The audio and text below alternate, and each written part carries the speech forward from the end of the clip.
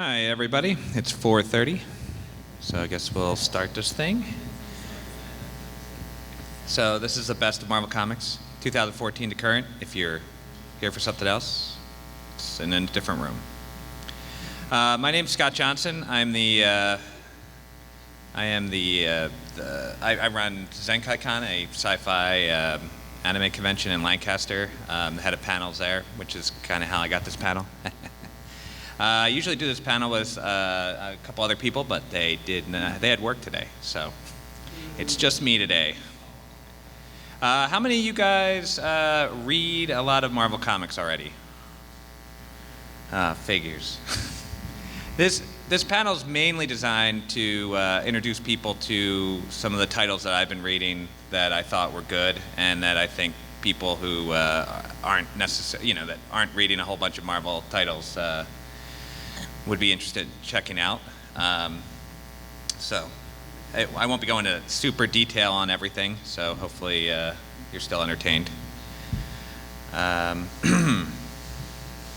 start out first with a disclaimer. This is just my opinion. The books are in no particular order.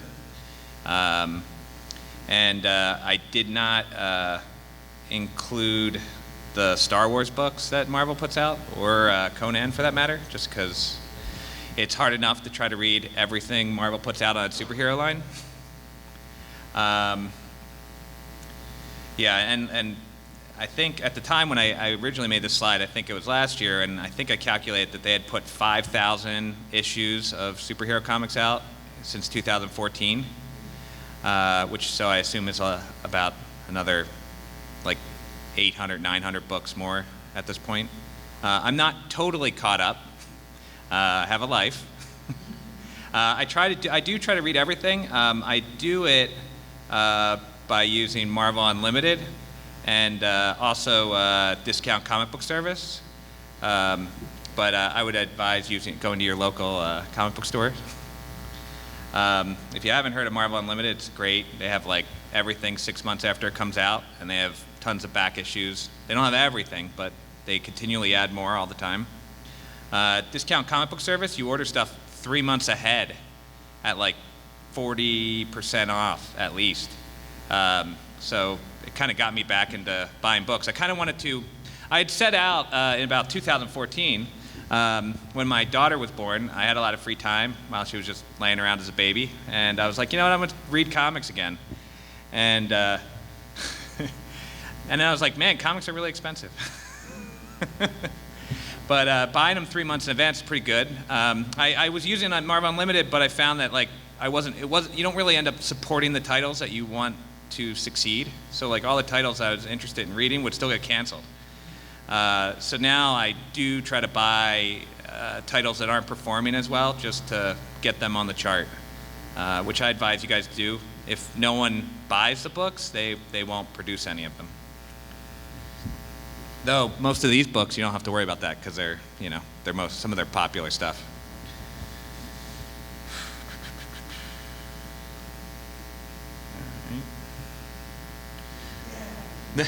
Yeah, so the first on the list was the Immortal Hulk. So prior to the Immortal Hulk, Marvel seemed to have lost its way with the character. Prior to that, Hulk ran around de-gamifying all the other random Hulk characters, which I thought was okay, but I was like, I really didn't want to see some of those characters like taken out just for a story where they take out all the Gamma created characters. Then they went on to Totally Awesome Hulk, which I thought was a cool concept of having like Amadeus Cho be the Hulk, but I don't feel like it ever really materialized. They killed the Hulk off in Civil War II, which is a spoiler, but it's not on my list.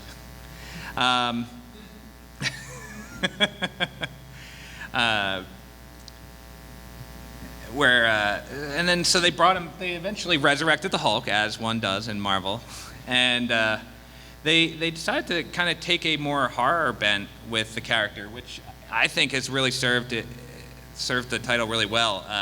Bruce Banner, it's the Immortal Hulk, and it's not that Bruce Banner isn't immortal. He dies. It's just at night after he dies, the Hulk comes out, and the Hulk is immortal. I'm not as far in the series. I read the first 10 or 12 issues. I've been kind of saving it, and it's really, it continues to be great. I'm actually just have to get around to reading the rest of it. But I highly recommend this. It's taking the character in a direction that, it hasn't been this good in years. So the first one would be The Immortal Hulk. Anybody reading The Immortal Hulk? Yeah?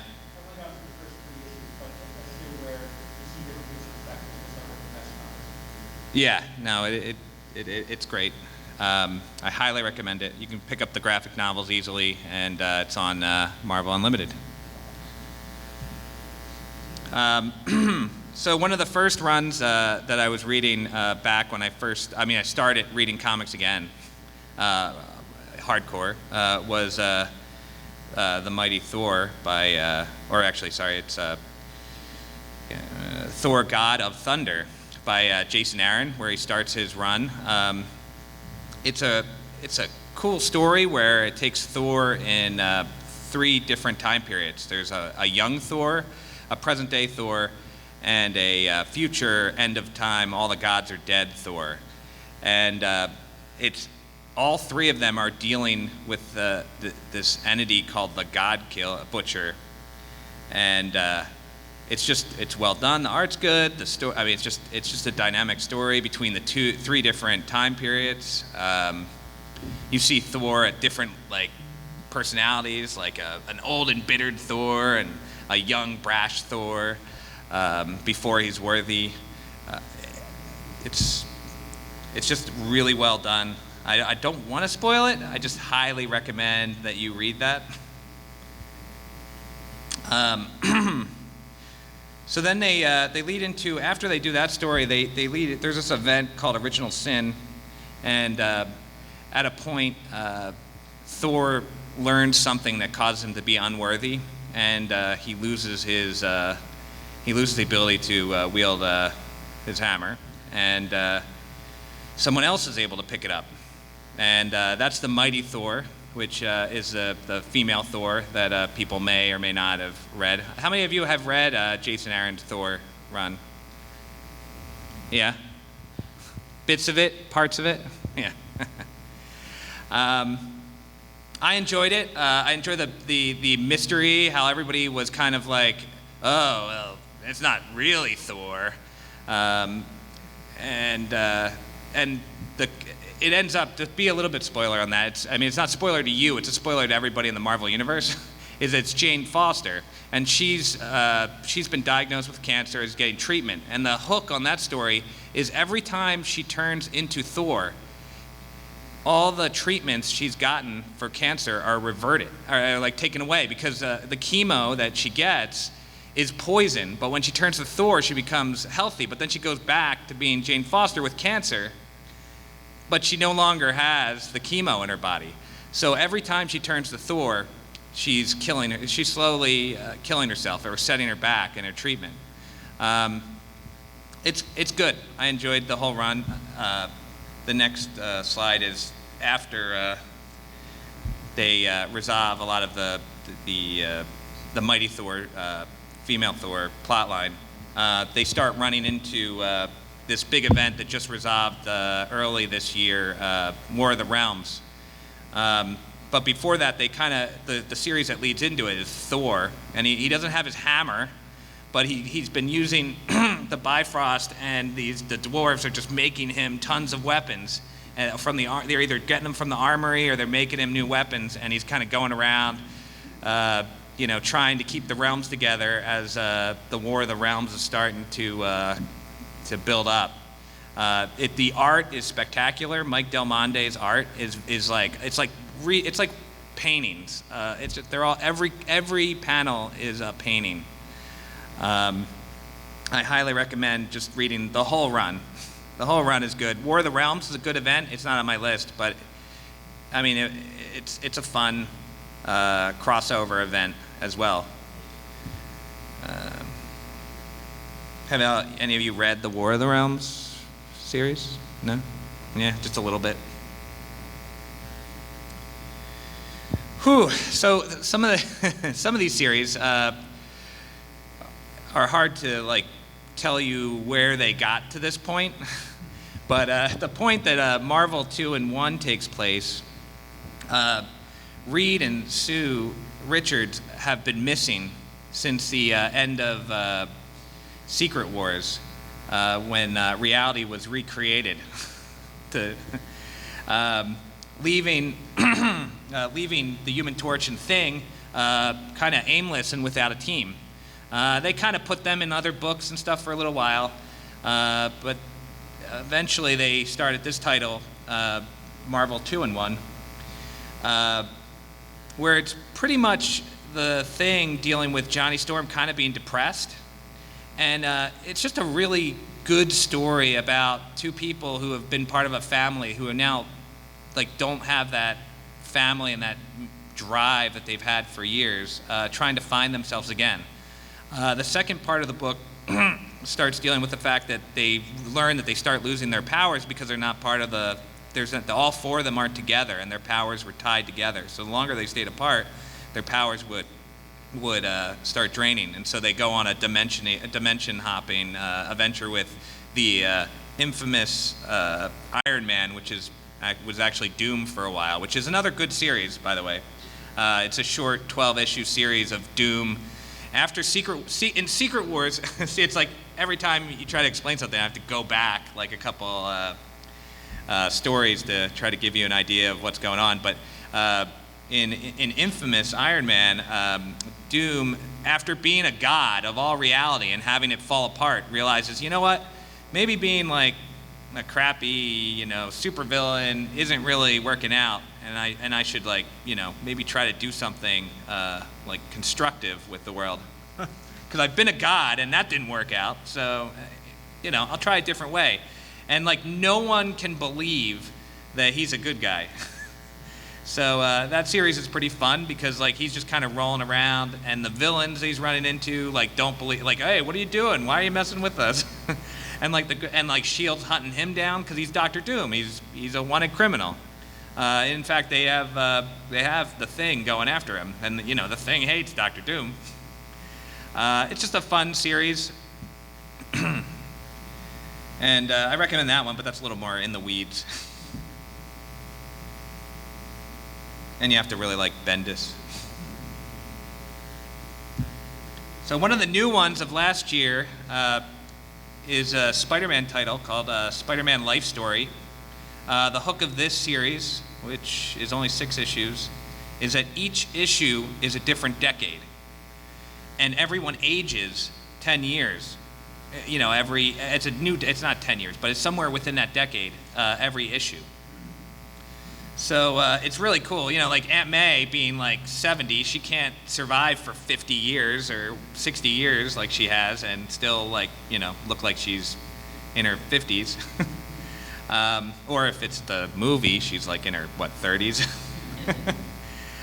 So it's kind of cool because it takes a lot of the chronological stuff that occurred in the Marvel Universe, like Civil War, but it puts those characters at older points. Tony Stark by the 2010s is a pretty old man, and even Steve Rogers coming out of hibernation in the 60s or 70s is still gonna be old by 2010. So Civil War is these two old men beating each other up, and Spider-Man kind of be in the middle. But it's just really good. It's a really cool way of re-imaging the Spider-Man stories with the idea that time actually flows forward. So by the last issue, Spider-Man's 60 years old, and you get to see where everything is at that point. And it's just a fun limited series. First of my X titles on here, X-Men Grand Design. If you always wanted to read X-Men, or a friend of mine always said, I really like the concept of the X-Men, but I cannot conceive of me ever reading it because it's too convoluted, there's too many titles. X-Men Grand Design is for you. It pretty much is 6 issues that gets you all the way up to 90s X-Men. And it does it in this cool art style that you kind of see here. And lots of little panels. He does a little bit of retconning some of the background to make it make a little bit more sense, because, dear God, some of the X-Men stuff does not make any sense. But it's a great read. It's only 6 issues, too, and it gives you, if you read it, you will have a pretty good understanding of the X universe up to the 90s. And I mean, you know, that's what everybody loves anyway, right? The Claremont era and stuff.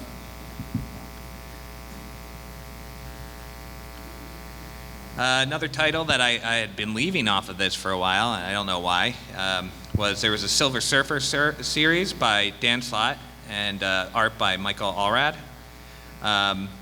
It's amazing art, and it's just a fun story. I sometimes sell it to people by saying it's kind of Marvel's version of a Doctor Who story.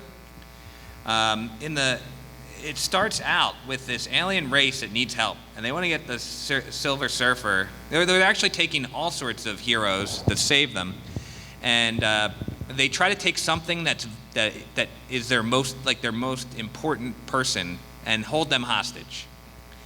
Well, this woman, Dawn, she's just some random Earthling, and she gets grabbed, and they're just like, oh, well, you're Silver Surfer's most important person. And she's like, who? And he's like, who? He ends up, rescuing her, and they start going on adventures, because clearly she's the most important person to him. And it's just really heartfelt. They go around all cosmic Marvel, and it's just beautiful art, just fun storytelling. I can't recommend this series enough. I'm not even a huge fan of Silver Surfer, but this is like really great. And it has a very sad ending too. The last issue in it is a tearjerker. So. Recommend. Sadness is great. If you cry, if a comic moves you to tears, that's a good comic. Then you felt something. It's not like, they kill the Hulk and then they resurrect him a little while later. Yeah. Yeah, she hasn't come back.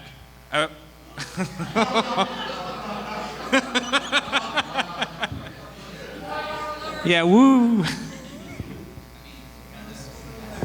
Silver Surfer's still around, so, So another recent comic that I'm adding on here that I just finished reading, and I just couldn't leave off, and I really, it's really hard to start going to explanation. How many of you guys have read House of X and Powers of 10? A couple of you, yeah. And I would like to say that it's a really good, kind of starting point for a whole bunch of stories. I've only read a few issues of the new stuff, but this series, it puts, why is Siri turning on? Apparently Siri likes House of 10. It's Jonathan Hickman, who, he just comes in with just completely resets the X-Men. They're suddenly living on Krakoa. They've started a mutant nation before, which they've done it before, but not quite like this. All mutants, whether they're good guys or bad guys or neutral, everybody's there and part of this mutant society. Maura McTaggart is suddenly one of the most important characters in the X-Men universe, which, she's always been a kind of a side character in general. I don't know if I should spoil exactly what her deal is. It's in this, second issue. And it's kind of vital to everything, but let's just say where they are now, it's pretty much because of her. Man, I don't know if I want to spoil that. So in other times, the X-Men, they made an island that they lived on off of like San Francisco for a while, and that didn't really work out well for them. There was a schism and all sorts of fun stuff. This time, they have trade goods that they're trying to give to all the mutant nations. Krakoa makes these drugs that extend life by like 5 years. They prevent infection, and what was the last one?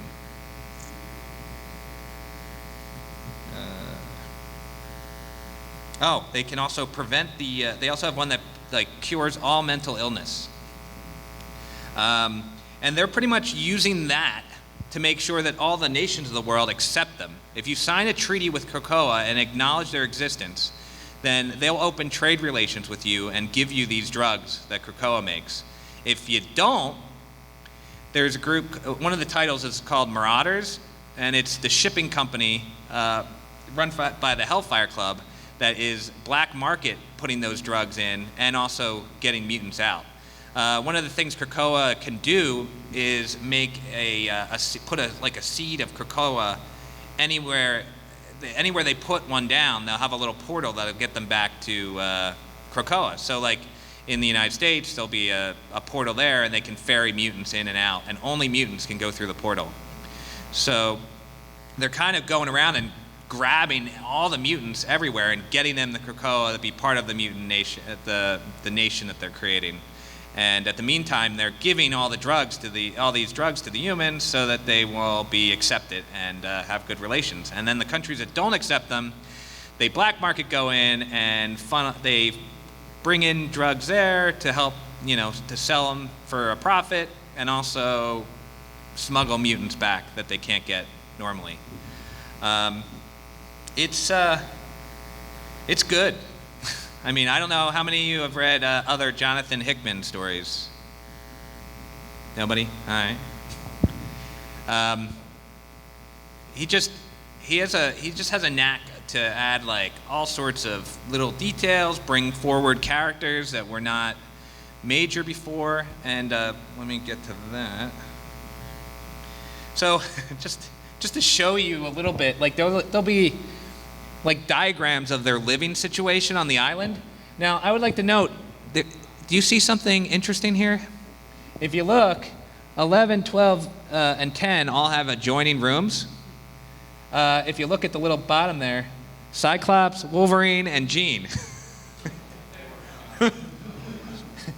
The other rooms don't have adjoining rooms.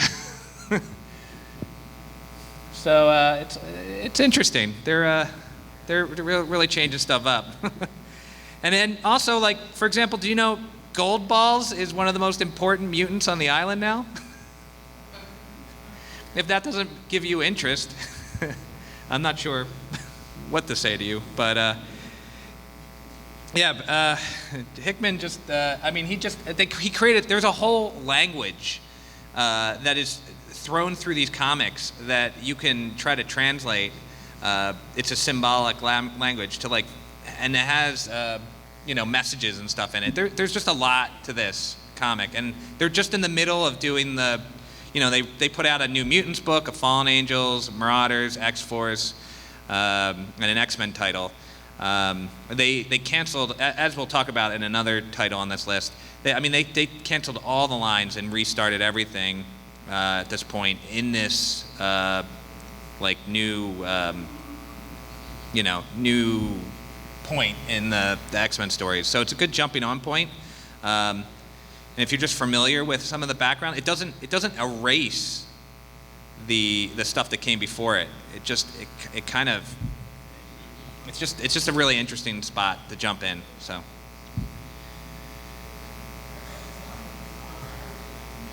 A story that came out 2 years ago now, Avengers No Surrender. It was a weekly series.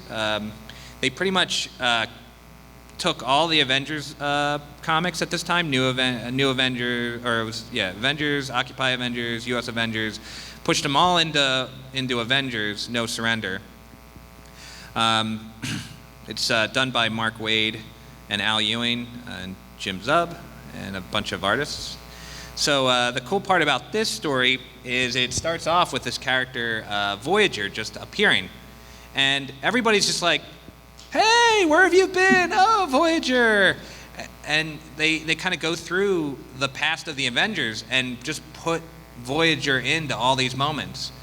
Like, Voyager's suddenly in all the classic moments of the Avengers. And they kind of talk about, oh, you really saved our butt with your, teleporting to powers, or like this point. And everybody's just like, okay. And then at the same time, what goes on is the Earth gets transported to this game zone from the adversary and the game master have a bet, and they both assembled a bunch of people to fight each other. The Black Order was one group, and the Lethal Legion, and they decided that their battleground was going to be Earth, so they just took Earth. Now the Avengers and everybody in this comic, they're not the point of the fight. The fight is between these two groups, but everywhere they have to go and fight is somewhere on Earth. And so the Avengers show up because there's just a big brawl going on. So it's kind of cool that I enjoyed the fact that it's a story where, the Avengers are like the obstacles that these two groups are trying to get around so they can win against each other. And meanwhile, the Avengers are just like, what is going on here? It's a fun story. There's a follow-up that occurred after Avengers No Road Home, which involves Conan, because, they got the rights for that. But I highly recommend No Surrender. It was it's just a fun 12-issue story that you don't really need to know a whole bunch about Avengers to enjoy, and it will hopefully get you into reading. Oh, and that was more on Avengers. So another title on here is Daredevil. I think I specifically was talking about a certain run, but I really want to just say, I want to not like Daredevil. There's just something, I've never particularly liked for some reason I've just never liked Daredevil, but I find that I always love every Daredevil story I write. It's like all the writers that go on Daredevil always bring their A game. It's kind of like Moon Knight, another character that I'm like, but every story is super compelling. The Daredevil stories of the last bunch of years have been pretty great. I really enjoy. I like the lawyery parts more than the Daredevil beating up parts. And one of the stories recently, or I should say since 2014, so not necessarily recently, Matt Murdock decides that he wants to be able to use superhero testimony anonymously in court. So he goes and starts a case, and it goes all the way up to the Supreme Court. And it leads to this fun scene where Matt Murdock is fighting the Supreme Court justices in an argument that they're symbolically showing as a punching brawl. So it'll have Justice Ginsburg giving a right hook and punching Matt Murdock in the face, and it was just really great. It was just really funny. But because he actually wins his case, it causes people like the Kingpin to decide, you know what, I'm going to become legit. And after the events of Secret Empire, which is a whole crossover event, and Kingpin kind of helps New York during this time and saves a bunch of people's lives, he somehow he somehow just gets elected the mayor of New York. And in order to, one of the things, he's a little concerned that, Matt Murdock, who's always been bugging him, is going to get in his way. So he ends up appointing Matt Murdock to be the lieutenant governor so that he doesn't bring him down. If he brings him down, he'll bring himself down as well.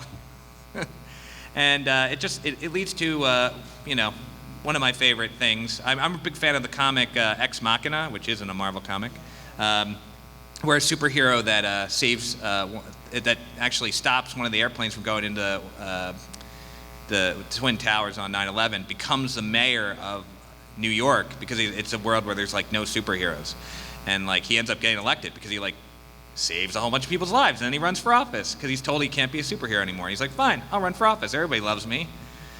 And so he becomes the mayor of New York. But anyway, point is Kingpin's the mayor of New York, not a superhero, so he is underhandedly doing stuff. It's a fun series. I recommend, like, pretty much anything Daredevil of the last, 6 years has been pretty fun in my book. Anybody else reading Daredevil? Yeah. Do you agree? Yeah. You're like, well, I wouldn't be reading it.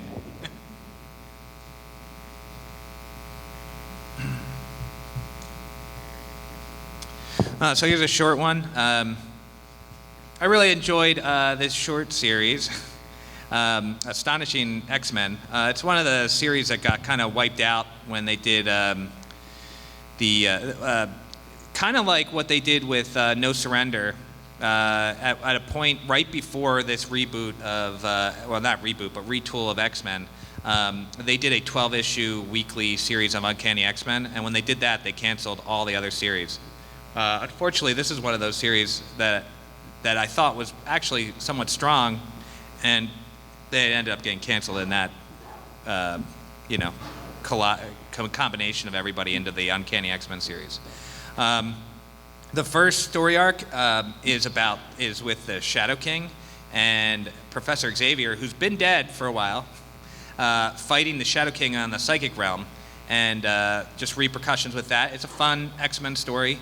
The second half of the series deals with Havoc, who I mentioned. Well, actually, wait, no, that was Original Sin. Oh man, there was Axis,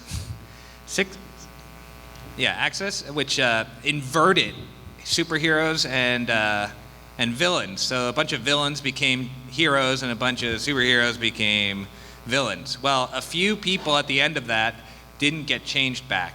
One of them was Havoc, and they didn't do anything with him, and they kind of he didn't really get used particularly well after that. They kind of forgot about him. This series, he's back to being good. No one trusts him anymore, and he's like, you know what? I'm going to make an X-Men team. And meanwhile, they're like, you can't make an X-Men team. They're like, well, he's like, what? He's like, well, you're like a wanted criminal, and we're not really sure we can, trust you. We're in New York now. The X mansion or school got moved to Central Park, but that's a whole other story. It's just a kind of a fun story of Havoc pulling together a team of kind of the loser X-Men at that moment, constantly getting bugged for using the term X-Men. They're just like, you can't. We're going to send lawyers. It's a fun series. Unfortunately, like I said, it ends relatively quick, but it's a short series. I feel like it was 18 issues before it got canceled, but I could be wrong. Somewhere in there. And it's just fun. It's probably easy to pick up in single issues in the dollar bin or something. Another big one was Vision, a short. It's a 12-issue series by Tom King, who then moved over to DC to do a whole bunch of stuff, Batman and Miracle Man. This series is Vision decides he wants to make a family, and so he creates a family and moves into the suburbs of DC and tries to just live the normal life. And unfortunately, there's a narrator playing through the whole series, kind of being like, oh, the neighbors knocked at the door, and it was a nice, they thought it was a little weird, but that was the last time they saw so-and-so alive. And you're just like, wait, what? So it's just, there's a lot existential dread through most of the series, especially at the beginning. And it gets dark. It's very Tim Burton-y, very, it's good. It's a good 12-issue series. Highly recommend it. You don't need to have read anything else to read it. And Tom King, pretty much everything I've read so far of Tom King, it's great. So he's another writer that you should just check out. Whew. All right, so I got through that in 35 minutes. So now we'll kind of move into you guys and honorable mentions. So I didn't put on Secret Empire and the run-up to Secret Empire, where Captain America becomes a Hydra agent, and Falcon becomes the Captain America. I really enjoy it. It's a good run-up. I would say Secret Empire, they didn't stick the landing of the event, but the stories of Sam Wilson being Captain America are really good. I thought the idea of, especially when,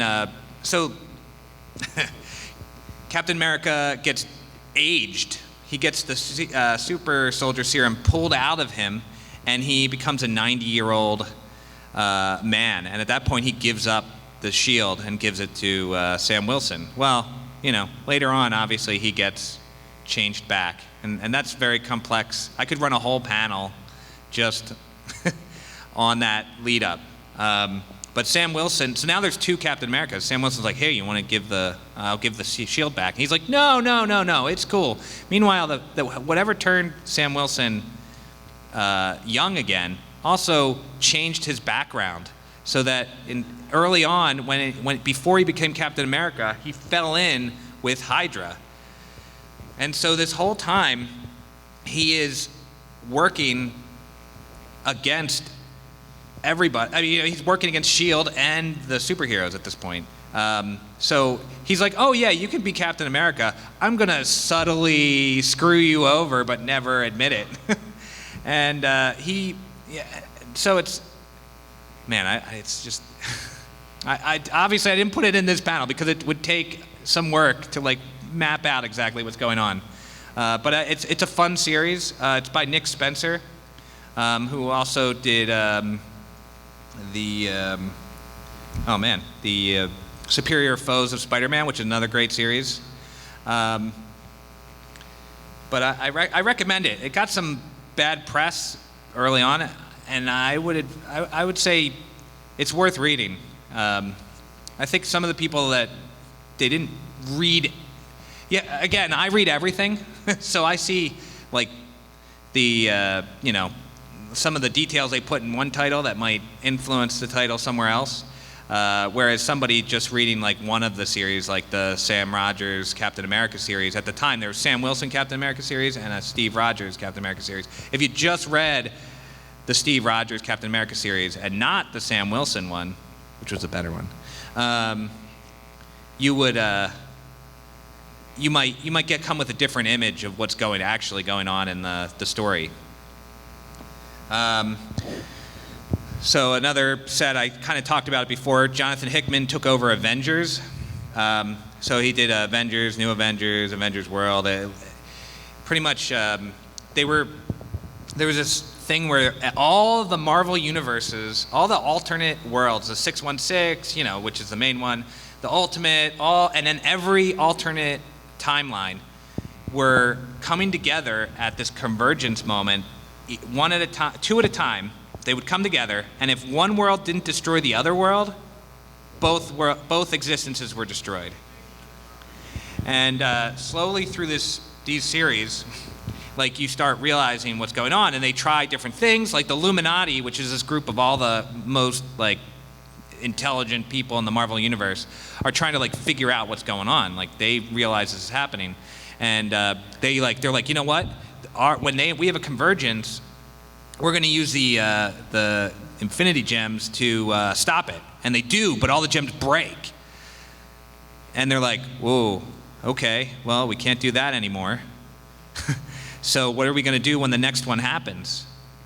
And they're like, well, I guess we're going to have to destroy the other reality, because what are we going to do? And Captain America is like, we can't do this. What are you guys talking about? We're not going to give up. And they're immediately like, hey, boom, mind wipe. They mind wipe Captain America and just toss him out and have him forget that he was ever part of the Illuminati, so that they can Namor, Beast, Black Panther, and Mr. Fantastic, and oh man, who else is on that? Black Bolt. They can all make the hard decision, And it's really fun because there's this group that knows what's going on. They're trying to figure out a way to do it without killing everybody. And then meanwhile, the regular Avengers are starting to figure out something's going on. So then they're hunting the Illuminati because they're like, whoa, what's up to these guys? Then a group of villains get together and go, hey, we know what's going on. We have to destroy these worlds first. And so Thanos and a whole bunch of other people are like, we're going to go to those other worlds and kill them all. And Namor is like, I might as well be on that side because they're actually getting stuff done. It's just a really fun Avengers story. It leads into this event as there's only like 2 realities left. It's called Time Runs Out, which is like every hero dealing with the fact that the world is going to end and they really can't do anything about it. So there's like all these great moments with different characters at this moment of like the convergence and how they're going to solve it. And I won't get into that, but it goes into Secret Wars and with God Doom, so you can guess a little bit what happens. But it's a fun run. It's another Jonathan Hickman storyline. So that's why I was thrilled, because I really enjoyed that storyline. And him taking over X-Men, I was like, all right, I'm up for this. It also is closely mirrored the plot of this Japanese animation called Bakurano, which never got released over here. Only the manga did. And involves little kids that have to pilot mechs to fight other mechs from other dimensions. Otherwise, their dimension will be destroyed. And I was like, wow, this is like very similar plot. Unbelievable Gwenpool. I really enjoyed this series. I thought I was going to hate it.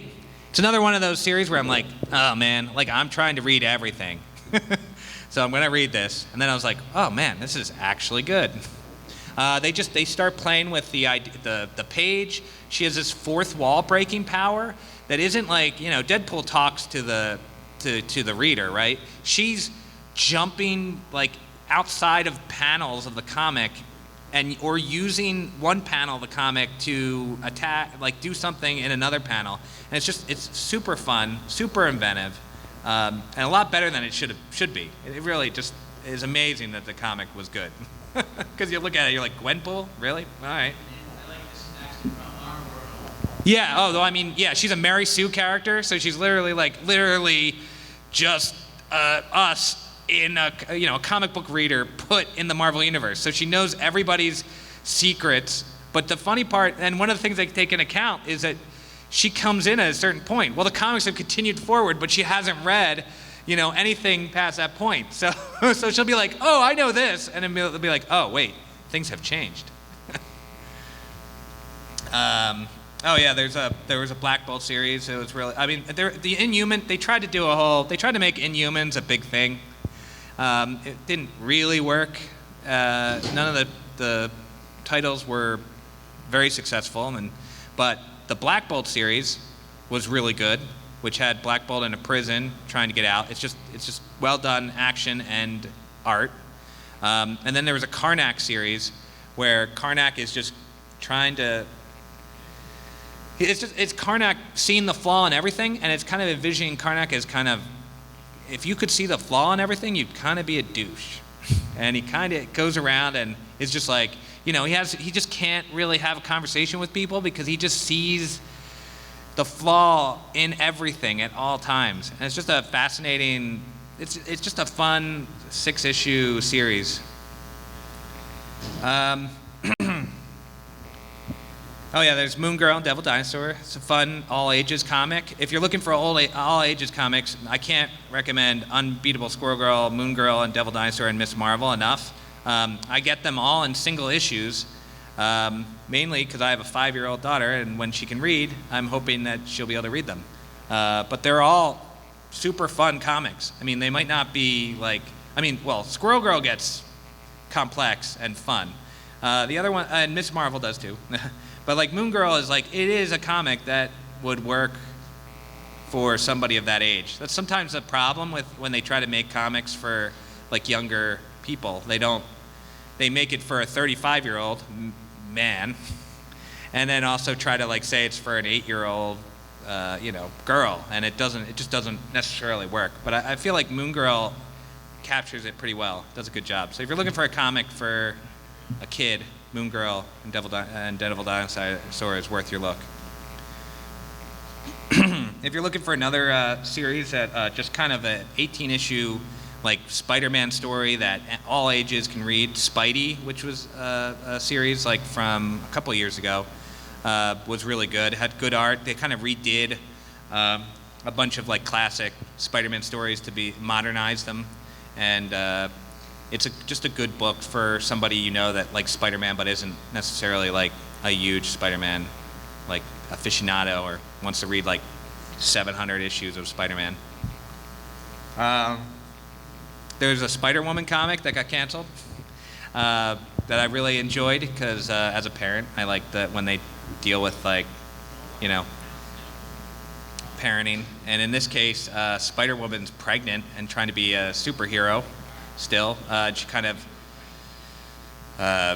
has to deal with her pregnancy and being a superhero, and then she has a baby, and then she's dealing with the baby and still trying to like do things. And it's a fun comic of, you know, dealing with kids and how they kind of change how she does things. So I recommend that as well. The Black Widow series is really good. I mean, there's been a couple, but this one I believe was the one I listed on here. Was from a few years ago. Any of the Black Widows are fun. Offhand, I can't remember the exact year that Black Widow one was from. Oh yeah, there was a short-lived series, West Coast Avengers, by Kelly Thompson. It has Brodock, which is a Modoc, but designed for kissing. I really should just say that, and you should watch it. It has land sharks. And it's just crazy, and unfortunately it didn't last as long as it could have, but I really enjoyed it. Also, I really am a big X-Men fan, but I've never been a fan of Gambit.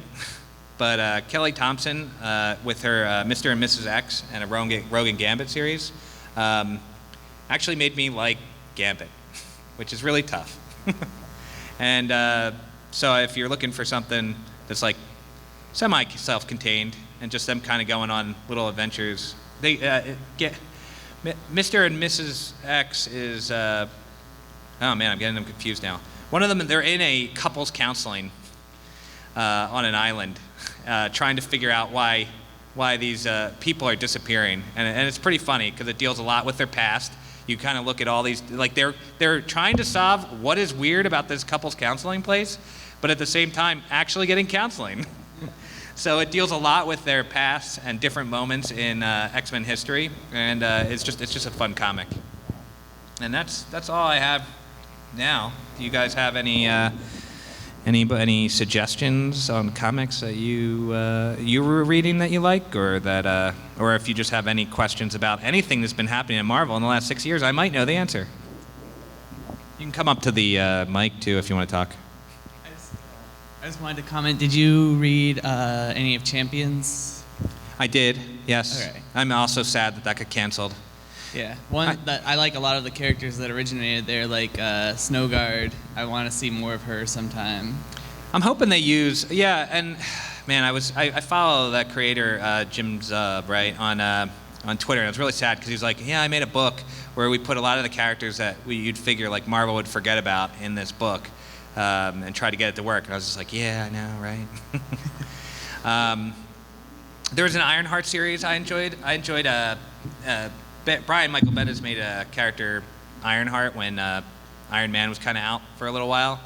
And it's a fun series. There's a Shuri series. I'm a big Black Panther fan. The current run has him in space. It might be just starting to end now, but he finds himself in the intergalactic empire of Wakanda. But the series prior to that is just great as well. Let's see. There's a lot. I mean, there's a lot of good stuff. I buy about 40-some comics a month, and then read all the rest that I don't buy on Unlimited. So I have a big pile because it's been filling up lately. I've been having a little less time to read. But yeah, any other comments? Anything else? What's up?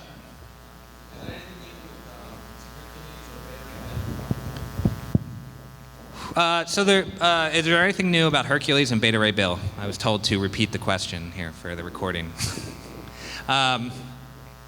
There is a comic which I haven't gotten yet. There's a Annihilation comic out right now that is a Beta Ray Bill Annihilation comic. It hasn't come out yet, and I haven't read it. In terms of Hercules, there was a short-lived Hercules series a few years ago, which was dealing with him kind of like feeling like he was out of time and trying to become cool again. He's also in No Road Home, the Conan sequel, the Avengers Conan crossover. And there was something else I'm offhand forgetting. And they just added Beta Ray Bill to Marvel Puzzle Quest, which I play. Anything else? Any other questions, comments? What's up? Oh, you know what? So, have I read the Absolute Carnage series? I have not read it yet. I've read the first issue, and actually, I would have probably took me a long time to get around to it, except for I started reading good reviews of it, because I am not a big fan of the symbiote characters. I did really enjoy Venom's Space Knight, but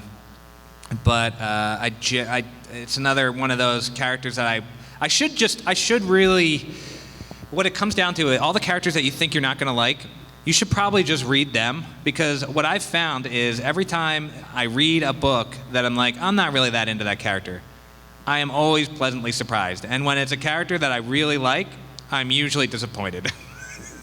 So my recommendation to you is, maybe you don't like Archers, read the Hawkeye series by Matt Fraction. Or I don't know about the new one that just came out, but I'm excited about it because I love Hawkeye now. I didn't like Hawkeye before, I love Hawkeye now because I read a whole bunch of good stories.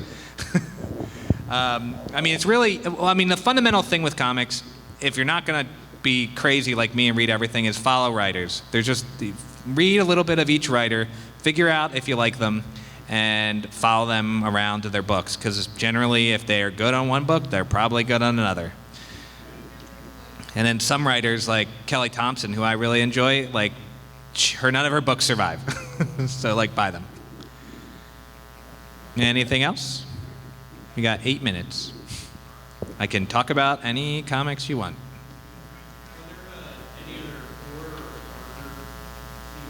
Are there any other horror and darker themes? Now, there was a Carnage series that came out prior to all this Absolute Carnage stuff that's going on now, which was very much in the vein of kind of a in the caves alien vibe to it. So I would recommend that. That was I think it's about 18 issues or something like that.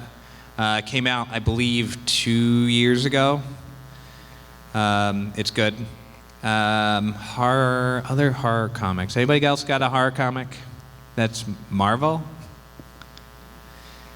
That's why I feel like that's one of the reasons that the Immortal Hulk is getting a lot of accolades. It breaks a lot of the mold of the Marvel comics by making it more of a body horror comic than what Hulk kind of evolved into. It's a little bit more of what Hulk should have been at the beginning, more of an uncontrolled rage monster trying to keep it in control. So other than Immortal Hulk and that Carnage comic, I'm not sure there's a lot of horror at this time. What? Blade in the X-Men? Blade was an Avenger recently, or actually still is. The Avengers are kind of hanging out in a dead Celestial, which is their base currently. It's a pretty fun read. It's by Jason Aaron. So again, like I said, anything you follow writers. If you like Jason Aaron and Thor, his Avengers run is pretty good as well. Trying to think. Any other suggestions? Anything you want to? Any title? A kind of horror question, or you want to know where a character is? I might know. What's up? Any of the TV series? Now, yes. I enjoyed, personally, I have enjoyed all of the series. Now some had weaker series, or weaker seasons or parts. Yeah, but I mean, like the first half of Luke Cage and the second season of Luke Cage, I really enjoyed. The end didn't go as well as I would have liked of the first season. Jessica Jones, I really enjoyed the first and third season and did not really enjoy the second season so much. Which reminds me, there was a Hellcat series that if you're looking for like a bit of a zany, not in the Marvel style comic, the Hellcat, Patsy Walker Hellcat series was fun. I enjoyed both seasons of Iron Fist, even though the first season was very weak.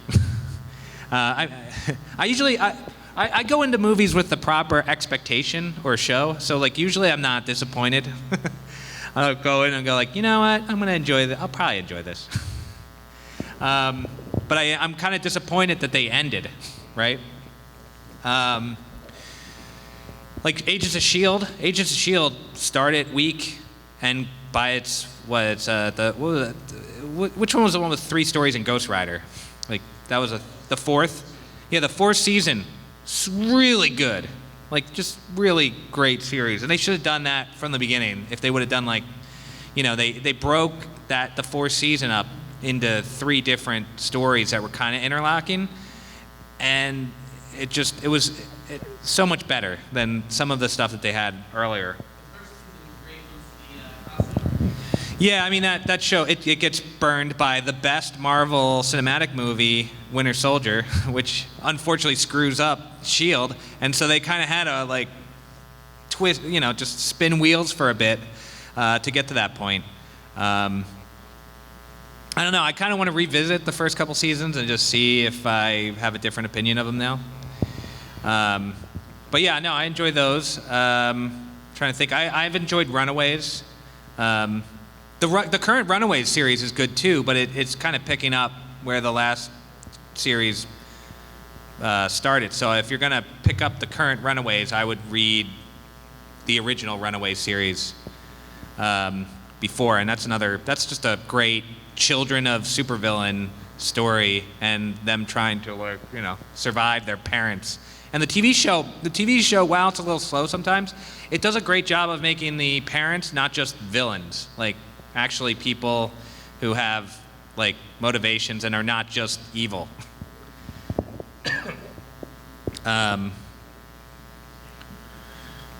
Is there any other TV I'm missing? Oh, Daredevil. I mean, the Daredevil season. I mean, I've enjoyed everything of Daredevil.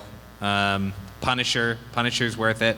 I mean, you're talking to somebody who reads a whole bunch of comics. I'm gonna love all the Marvel stuff. I watch all the DC stuff too. I really liked. Just speaking on Doom Patrol was like surprisingly good. Though I just canceled my DC Universe because I was really annoyed about the last episode of the Titans show. And I didn't have time to read the comics anyway, reading all of Marvel's. And I was just like, you know what? If you're going to kill a character really lamely, like, I'm done. That show, the Titans, I wanted to like Titans. It has some good episodes, but it's kind of all over the place. Like, it's just no consistency whatsoever. But that's not a Marvel show. If you're looking for a Marvel cartoon, Wolverine and the X-Men from the early 2000s. It was 2 seasons. It was like really good. The villains were smart, and it was canceled before its time. I'm trying to think. I really enjoyed Ultimate Spider-Man cartoon. It was, I mean, it's for kids, but it's entertaining. Yeah, that's it. Yeah, I know, time's up. Wrap it up. So anyway, thanks for coming, guys. I'm on Twitter under Kremlin, Kremlian. I pretty much talk comics and politics. So if you don't want that on your Twitter, don't follow me. Other than that, thanks for coming.